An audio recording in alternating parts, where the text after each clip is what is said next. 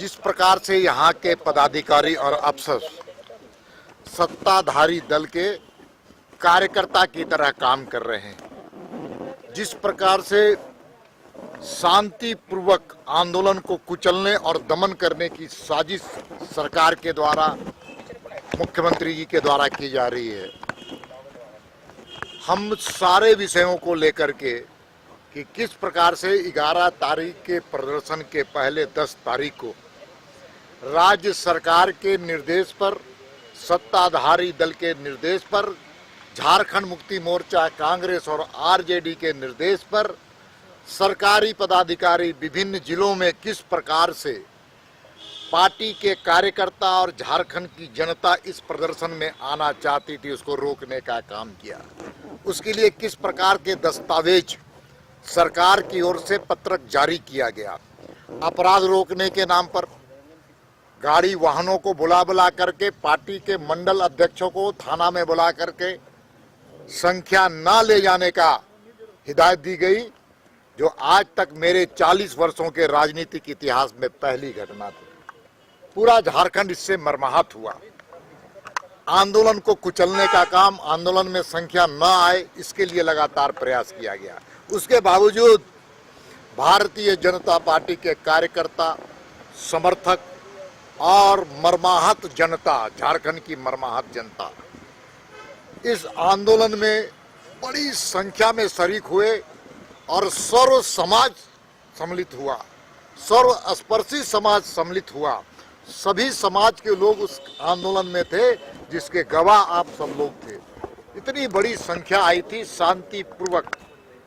एक भी शहर में कोई ठेले वाले को, कोई दुकान वाले को, कोई टेम्पो वाले को, किसी बस वाले को कोई भी हम शिकायत नहीं मिली। लेकिन दुर्भाग्य से जिस प्रकार से शांतिपूर्वक आंदोलन को, प्रदर्शन को हम सब अपनी फरियाद रखना चाहते थे उस स्थान पर जहां से काली करतूत सचिवालय से होता है, काले कारनामे का वो स्थल है, वो स्थल पर जाकर हम सब लोग पत्रक दे सकते थे, मांग पत्र देने के लिए जा रहे थे।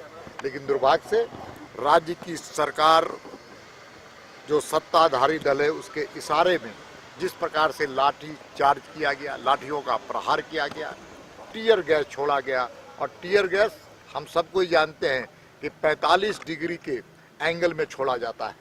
लेकिन जिस प्रकार से राज्य के सरकार के जो वहाँ पर अफसर थे, उनके निर्देश पर जिस प्रकार से फायरिंग की गई, वो टीयर गैस छोड़ा गया, सीधे आंदोलनकारियों को निशाने बना करके टीयर गैस छोड़ा गया।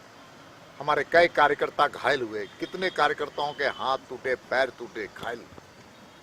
और उसके बाद जिस प्रकार से फर्जी मुकदमे किए जा रहे हैं, इसके बारे में हम सब लोगों ने कहा कि पूरी घटना का दूध था। देखिए, हम तो पुराना लड़ाकू हैं। भारतीय जनता पार्टी का हर कार्यकर्ता लड़ाका है। जनता के हित के लिए एक नहीं कई मुकदमे भी दायर करेंगे, लेकिन जनता के हित के लिए, अन्याय के खिलाफ न्याय पाने के लिए, बेरोजगारों को जो आत्मा को प्रहार किया है, उन बच्चों के लिए, उन नौजवानों के लिए, उन बेरोजगारों के लिए एक नहीं कई मुकदमा करिए। हमारा संघर्ष जारी रहेगा आपके खिलाफ मतलब अन्याय के खिलाफ। तो बहस को जाएंगे निश्चित। अब समय का इंतजार कीजिए, समय का इंतजार कीजिए। इसलिए हमने मांग रखा कि जुडिशियल इंक्वायरी इस पर होना चाहिए। ये न्यायिक प्रक्रिया से एक जुडिशियल इंक्वायरी इस पर किया जाए और दूध का पानी होना चाहिए।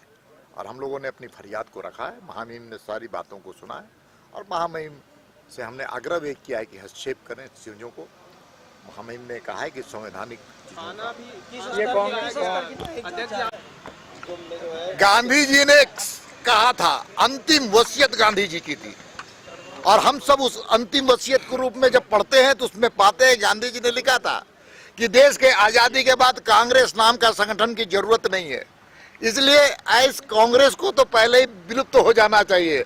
लेकिन जबरदस्ती कांग्रेस चल रही है, देश की जनता ने उसको विलुप्त करने का काम किया है, सत्याग्रह नहीं है। ये इनके शासन काल में 42 लाख हजार करोड़ रुपए के घोटाले किए गए, और जब ईडी छापे मारते हैं तो इनके कलेजे में सांप रोटता है। अफसर के यहाँ, किसी के यहाँ ईडी होता है? तो इनको पेट में दर्द क्यों होता है, क्या कारण है? जहां तक उनके शहजादा सम्मानित नेता राहुल गांधी का सवाल है, देश को अपमानित इन्होंने विदेश में किया है।